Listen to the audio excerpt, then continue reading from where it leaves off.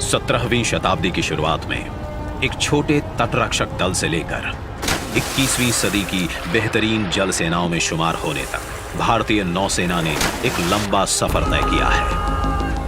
भारतीय जल सेना ने एक समृद्ध समुद्री विरासत का संरक्षण गौरव के साथ किया है। सालों से पदाधिकारियों से लेकर सैन्य श्रेणी तक सभी ने भारतीय नौसैनिक विरासत के सम्मान में गर्व से फहराते इसके ध्वज में बदलाव की संकल्पनाएं की हैं। इस भावना के साथ नौसेना के ध्वज में कई अवसरों पर बदलाव हुए और कई बार इसका रूपांतरण भी हुआ।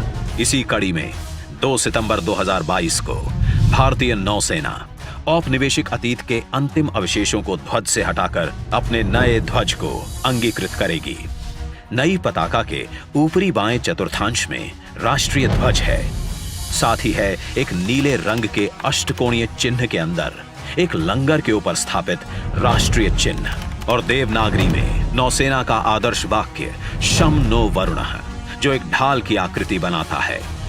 अष्टकोणीय आकृति 8 दिशाओं को प्रदर्शित करती है। यह भारतीय नौसेना की बहुदिशात्मक पहुंच और बहुआयामी परिचालन क्षमता का प्रतीक है।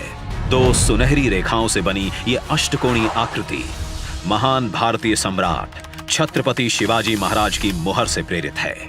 उनके दूरदर्शी समुद्री दृष्टिकोण ने एक विश्वसनीय नौसैनिक बेड़े को आकार दिया था।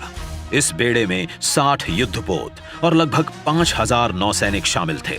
हमें गुलामी की छोटी सी छोटी चीज भी कहीं नजर आती है, हमारे भीतर नजर आती है, हमारे आसपास नजर आती है, हमें उससे मुक्ति पानी ही होगी। आज भारत अपनी स्वतंत्रता के 75वें वर्ष में पहुंच गया है।